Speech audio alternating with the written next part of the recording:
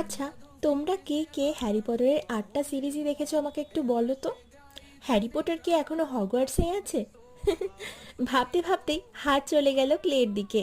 আঙুলে গড়ে উঠল একটা ছোট্ট চশমাওয়ালা ছেলে।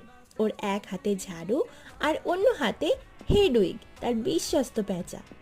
আস্তে আস্তে যেন এক টুকরো হগওয়ার্টস উঠে এলো আমার হাতের মুঠোয়।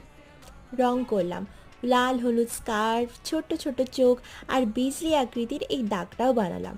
প্রতিটা দাগেই ছিল একটু ভালোবাসা আর এক চিমটি জাদু।